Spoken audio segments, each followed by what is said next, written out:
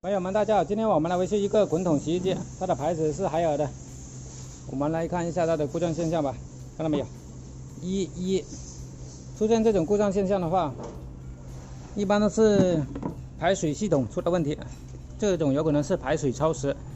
像这种故障现象的话，一般是这里有东西堵住了，出水很小。我现在用的是快洗，洗到一半，它就出现这种故障现象。这种滚筒洗衣机变频的8公斤，这种属于下排式的，这个不是没有抽水泵的，看到没有？这个排水管要往下，要放在地上的这种。像这种的话，我们先检查一下它这里看有没有脏东西，只要打开这里就可以了。然后呢，把这里拧开，里面有时候有硬币或者是发夹之类的。或者是其他脏东西、异物堵住了这个排水口。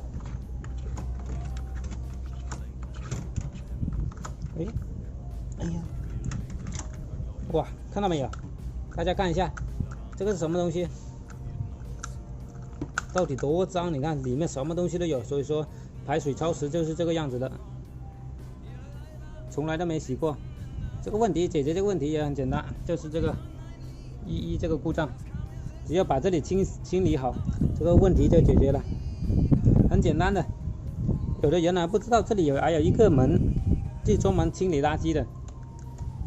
看了我的视频你就知道了，你就可以省很多钱了。这个要上师傅上门的话，最少要收你80到100块钱的。你看了这个视频，你就可以把这个钱省下来了，看到没有？是不是很简单？好了，本次视频就跟大家分享到这里，感谢各位网友的观看。喜欢观看我视频的朋友，给我点关注、点赞、转发，谢谢。我们下期再见，拜拜。